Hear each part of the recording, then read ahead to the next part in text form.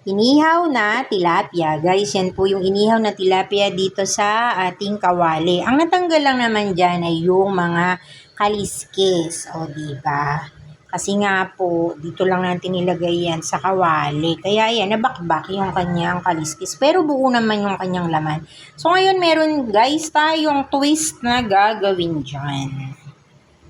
Turn off muna natin ang ating fire kasi mainit na ang ating kawali. At ayan guys, nakikita nyo ang ating gata, baka matuyo. Purong-purong gata yan guys. Tapos ilagay natin ang ating sile. Tapos yung kamatis kanina na nahulog dun sa katawan ng isda. At ayan na, nakikita ninyo. Meron niyang gata, sile, yung kamatis at ihuhulog na natin ang ating star of the kawali, ang ating tilapia na inihaw. So guys, yan, makikita ninyo, yan ay inihaw ko na yung tilapia. Ngayon, hinaan natin yung apoy. Tapos, maglagay tayo ng konting salt. Konti lang. Baka kasi umalat. Pwede namang tikman.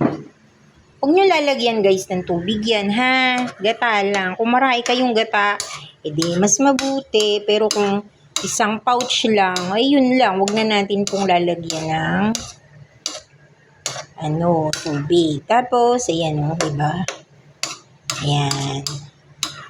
Sarap yan, gata. Alam nyo, itong recipe na ito, ito ay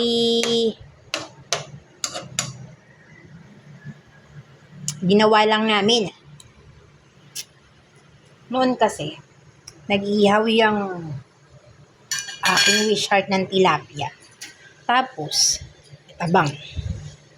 Tapos nilagyan niya ng gata. Aba, kasarap.